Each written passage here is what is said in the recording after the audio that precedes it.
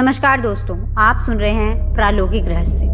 दुनिया में ऐसी कई रहस्यमय चीजें हैं जिनके ऊपर अगर हम ज्यादा दिमाग और ज्यादा तर्क लगाकर सोचें तो हम कभी भी उनके सोल्यूशन पर नहीं पहुंच सकते, उनके नतीजों पर नहीं पहुंच सकते।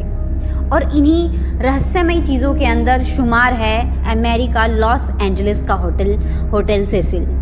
इसको होटल ऑफ डेथ भी कहा जाता है अमेरिका का। ये अपने डरावनेपन के लिए काफी मशहूर है। यहाँ तक कि आज के ज़माने की अगर हम बात करें तो पीट मोंटेज़िगो नाम के एक बहुत बड़े यूट्यूबर ने भी इसके बारे में खुलासा किया है।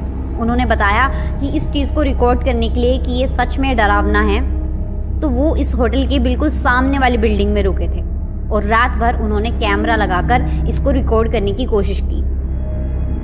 और उन्होंने बताया कि इसके ऊपर वो बिल्कुल भी यकीन नहीं कर पा रहे हैं आज तक, क्योंकि उन्होंने बताया कि ये होटल पिछले 2017 से ही बिल्कुल बंद पड़ा हुआ है। यानी कि इसमें लाइट जगने की या किसी के घूमने की कोई बात ही नहीं बनती है, कोई मतलब ही नहीं बनता है। लेकिन उन्होंने बताया कि इस होटल के अंदर कई बार उन्होंने टिमटिमाती रोशनी और कई अप्राकृतिक परछाइयाँ और कई डरावने रहस्यमयी आवाज़ें और कई तरीके की खौफनाक चीज़ें उन्होंने यहाँ पर देखी।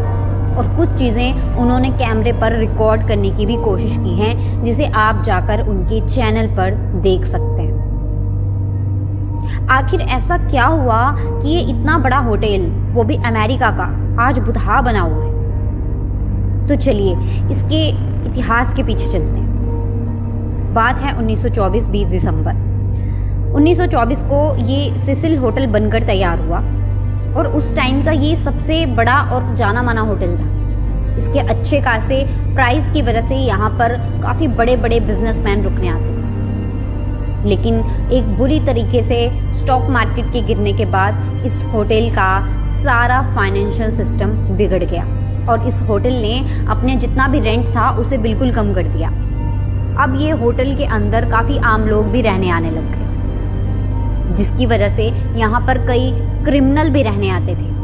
कई ऐसे क्रिमिनल रहने आते थे जो कि यहाँ पर कई तरीके की गलत गतिविधियाँ करते थे। और इसी के चलते एक काफ़ी बड़ा क्रिमिनल उस टाइम का रिचर्ड नाम का, जिसने एक कमरा लिया हुआ था यहाँ पर 1419 नंबर का उसने कमरा लिया हुआ था। और इस कमरे के अंदर उसने 6 साल से लेके 82 साल की उम्र तक के व्यक्तियों को, किसी को गोली, किसी को चाकू, किसी को किसी तरीके से गला घोंटकर उसने कई तरीकों से उसने इस कमरे में उन लोगों को मार दिया। ये कुल 20 से 22 लोग थे अलग अलग तरीक़ों से। और वहीं यहाँ पर और अनेकों कई क्रिमिनल्स यहाँ पर रुकने के लिए आने लग गए और इनमें से कई और क्रिमिनल्स ने काफ़ी बुरे तरीके से कई लोगों का मुंह बंद कर पट्टियों से उनका गला घोंटकर जिंदा लोगों को मार दिया। तो ये जो होटल था ये अब क्रिमिनल्स का अड्डा बनता जा रहा था और इसी कारण यहाँ पर कई क्रिमिनल्स का पुलिस ने आकर दबदबे तरीके से, बड़े ही अचानक तरीके से इनका एनकाउंटर किया, जिसकी वजह से ये जो रिचर्ड है और कई क्रिमिनल्स हैं ये ऑन द स्पॉट इसी होटल के कमरे में मारे गए। और इसके बाद बात शुरू होती है उस घटना की जिसके बाद ये होटल बिल्कुल बुरी तरीके से ठप हो गया और जिसकी वजह से आज इस होटल को बुतहा माना जाता है। बात है 1913 की। 1913 में एक लड़की जिसका नाम था एलिस लेम। ये एलिस लेम नाम की लड़की कनाडा में रहती थी अपने माँ बाप के साथ और इसे माना जाता है कि इसे बाइपोलर डिसीज़ था, यानी कि ये डिप्रेशन का शिकार थी। लेकिन ये यूनिवर्सिटी में पढ़ती थी और अब ये तय करती है कि अब ये लॉस एंजलिस जाकर अपनी आगे की पढ़ाई पूरी करेगी। इसके माँ बाप चाइना से थे लेकिन रहते कनाडा थे। अब ये जो एलिस लेम नाम की लड़की है ये अपने माँ बाप को बोलती है कि मैं जो है मम्मी पापा मैं जाकर जो है लॉस एंजलिस में अपनी पढ़ाई पूरी करना चाहती हूँ। अब इसके माँ बाप को चिंता होती है कि ये बाइपोलर डिसीज़ की लड़की है, ये कैसे अकेली रहेगी, हमें चिंता लगी रहेगी, क्योंकि उस टाइम पे इतना फ़ोन वगैरह का भी सिस्टम नहीं था। तो ये इस लड़की की बात मानकर इसके माँ बाप कहते हैं कि हम तुम्हारा कमरा खुद बुक करेंगे तो इसके माँ बाप इस सिसिल होटल को अपनी पहुंच के मुताबिक इसे बुक करते हैं और वहाँ के रिसेप्शन वगैरह का नंबर भी ले लेते हैं। अब ये लड़की अपना सामान बांधकर इस होटल के अंदर रहने लग जाती है। अब इस लड़की से माँ बाप ने 2 शर्तें ले रखी थी कि वो लड़की दिन में 2 बार कम से कम उन्हें फ़ोन करके ज़रूर अपना हालचाल बताएगी कि वो ठीक ठाक है, सब कुछ सही चल रहा है। अब ये लड़की 2 टाइम दिन में फ़ोन करती थी। अब बात है 30 जनवरी की। 30 जनवरी को इस लड़की की तरफ से कोई भी फ़ोन कॉल अपने माँ बाप को नहीं जाता है।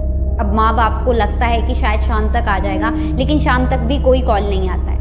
अब 31 जनवरी को उसके माँ बाप इस होटल के रिसेप्शन पे फ़ोन करके पता करते हैं कि आप प्लीज़ हमारी बेटी जो एलिस लेम है, आपके होटल में हमने उसे भेजा हुआ रहने के लिए, आप प्लीज़ उनसे बात करवा दीजिए। होटल वाले इस लड़की को ढूंढने लग जाते हैं, बहुत ढूंढते हैं, लेकिन वो लड़की ना तो अपने कमरे में मिलती है, ना ही पूरे होटल में मिलती है।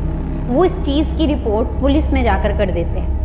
पुलिस को लगता है कि कहीं स्कूल में गई होगी या यूनिवर्सिटी में गई होगी या अपने दोस्तों के साथ होगी, कोई नहीं, कुछ टाइम में वो आ जाएगी, क्योंकि ऐसा कुछ भी चिन्ह नहीं था कि जिससे पता लगे कि उस लड़की के साथ कोई खतरनाक हादसा हुआ है। जबकि उसका वैसे रूम जो था वो खुला हुआ था, लेकिन उन्हें फिर भी ये बात थोड़ी नॉर्मल लगती है कि हो सकता है वो उसे लॉक करना भूल गई हो। खैर, बात उसके माँ बाप तक पहुँचती है तो माँ बाप से सहन नहीं होता है।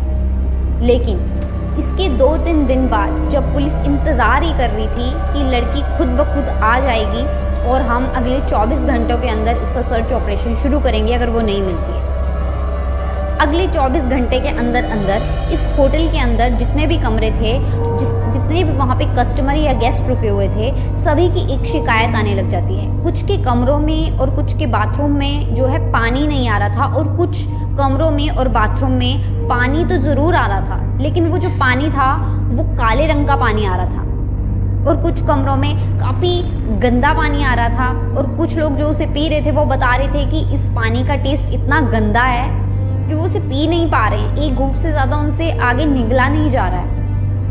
अब ये जैसे ही बात होटल मैनेजमेंट तक पहुंचती है तो होटल के जो मालिक होते हैं वो अपनी मैनेजमेंट को बोलते हैं कि तुम जाओ और जाकर छत पे चेक करो कि टैंकी के अंदर क्या प्रॉब्लम है।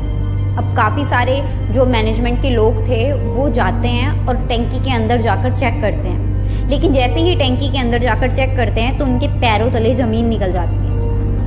वो देखते हैं जिस लड़की की गुमशुदगी की रिपोर्ट दर्ज की गई है पुलिस थाने के अंदर और जिसके माँ बाप उसे ढूंढ रहे हैं, यानी कि एलिस लैम, उसकी डेड बॉडी इसकी जो होटल का जो वाटर टैंक था उसके अंदर डूबी हुई थी, और उसके कपड़े भी नहीं थे, जिसकी वजह से जो कपड़े थे वो फंसे हुए थे टैंकी के अंदर जहाँ से पानी जाना था, तो वो उसकी वजह से पानी भी नहीं आ रहा था। और ये जो लाश थी ये बिल्कुल गल चुकी थी, जिसकी वजह से ये इतना गंदा पानी आ रहा था। यानी कि अपने आप में कितनी भयावह बात है कि हम एक तो पानी पी रहे हैं और वो पानी जिसके अंदर एक डेड बॉडी गली हुई है, वो पानी, ये अपने आप के अंदर ही बड़ी करीबी बात है। खैर, जैसे ही इस चीज़ के बारे में पता लगता है पूरी तरीके से ये बात आग की तरह फैल जाती है। एक तो अब ये बात होटल वालों की समझ में नहीं लग रही थी, क्योंकि ये जो ऊपर का पोर्शन था इस होटल का, छत पे जाने का, टैंकी के पास जाने का, वो प्रॉपर पूरी तरीके से लॉक था।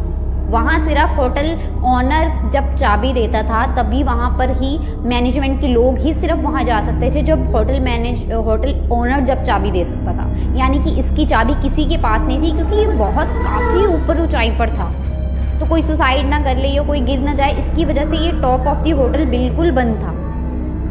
इस सीढ़ियों की तरफ तो किसी के जाने का मतलब ही नहीं बनता था, और अगर कोई जाता भी था तो वहाँ पे अलार्म बजता था। अब हैरानी की बात सबसे पहले ये थी कि उस दिन अलार्म क्यों नहीं बजा अगर वो ऊपर गई भी थी, और उससे पहले अगर वो ऊपर गई थी तो वो किसकी परमिशन से गई, क्योंकि चाबी तो हमेशा होटल ओनर के पास रहती थी।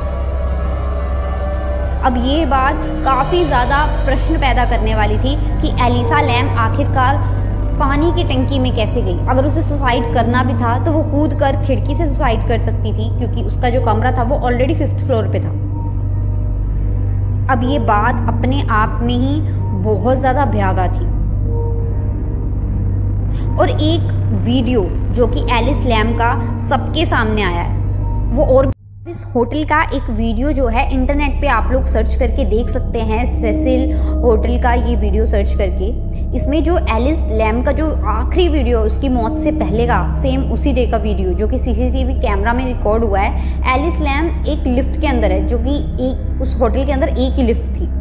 तो उस लिफ्ट के अंदर वो अकेली है और वो एक अजीब सी एक्टिविटी कर रही है, यानी वो किसी से बात कर रही है लेकिन वहाँ पर कोई भी नहीं खड़ा है। वो अजीब से इशारे कर रही है और भाग रही है, छुप रही है लिफ्ट के अंदर, मानो जैसे उसका कोई पीछा कर रहा हो। तो ये बात बहुत ही अजीब तरीके की साबित होती है कि आखिर उस दिन एलिस लैम इस तरीके की हरकत क्यों कर रही थी। और तो और कई लोगों की माने तो यहाँ पर जितने लोगों का मर्डर हुआ है, जितने वो क्रिमिनल्स थे उनका, और जितने 6 से लेकर 82 साल के बच्चे बूढ़े जितने लोगों का मर्डर हुआ है, माना जाता है कि आज भी उन लोगों की आत्माएं यहाँ पर भटक रही है।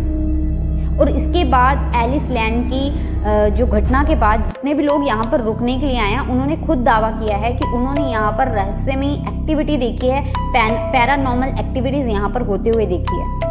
काफ़ी तरीके की आप प्राकृतिक परछाइयाँ देखी हैं, दरवाज़ा का अपने आप बंद होना, अजीब तरीके की आवाज़ें आना, लिफ्ट का अपने आप जाकर 5th फ्लोर पर रुक जाना, काफ़ी तरीके की यहाँ पर घटनाएं यहाँ पर लोगों ने होने की पुष्टि की है। काफ़ी सारे पैरानॉर्मल टीम के मेंबर्स जो कि पैरानॉर्मल एक्सपर्ट होते हैं, जो कि अपने गैजेट्स लेके आते हैं और ख़ास तरंगों की मदद से वो रिकॉर्ड करते हैं कि यहाँ पर कोई नेगेटिव एनर्जी है या नहीं। उनका भी दावा है कि उन्होंने कई बार यहाँ पर अजीब तरीके की प्राकृतिक घटनाएँ उन्होंने नोट की है, रिकॉर्ड की है, काफ़ी अजीब तरीके की आवाज़ों को भी उन्होंने रिकॉर्ड किया है। और इसी के चलते ये होटल 2017 के बाद से बंद है।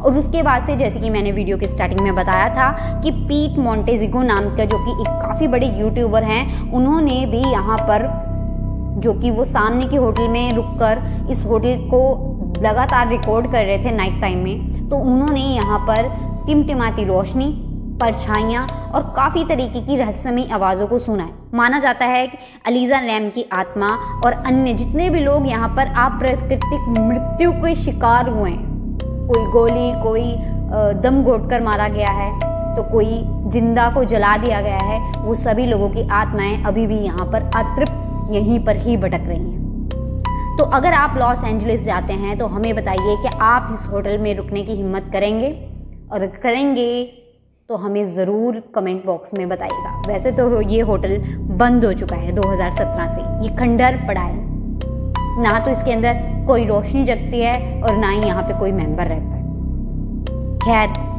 आज की वीडियो में इतना ही। अगली वीडियो में आपसे दोबारा मुलाकात होगी, तब तक के लिए शुक्रिया।